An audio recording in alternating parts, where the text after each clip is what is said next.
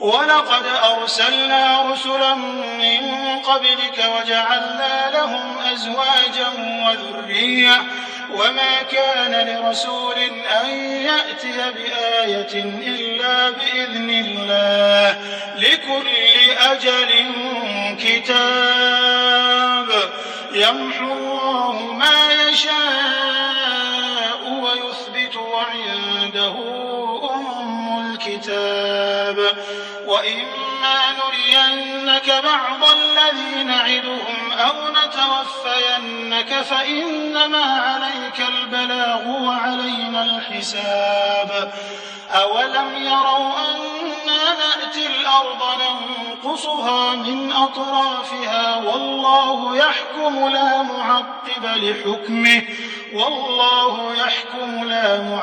لحكمه وهو سريع الحساب وقد مكر الذين من قبلهم فلله المكر جميعا يعلم ما تكسب كل نفس وسيعلم الكفار لمن عقبى الدار ويقول الذين كفروا لست مرسلا قل كفى بالله شهيدا بيني وبينكم ومن عنده علم الكتاب.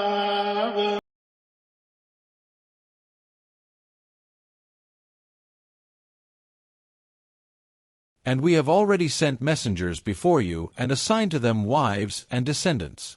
And it was not for a messenger to come with a sign except by permission of Allah. For every term is a decree. Allah eliminates what He wills or confirms, and with Him is the mother of the book. And whether we show you part of what we promise them or take you in death, upon you is only the duty of notification, and upon us is the account.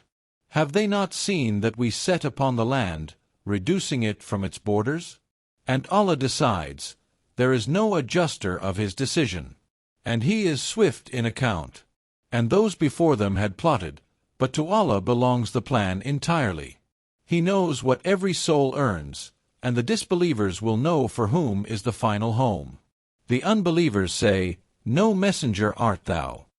Say, enough for a witness between me and you is Allah, and such as have knowledge of the book.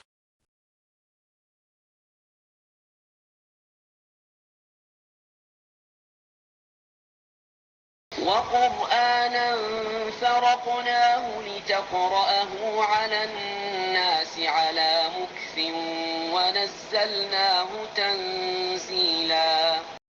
And it is a Quran which we have divided into parts, in order that you might recite it to men at intervals. And we have revealed it by stages in 23 years.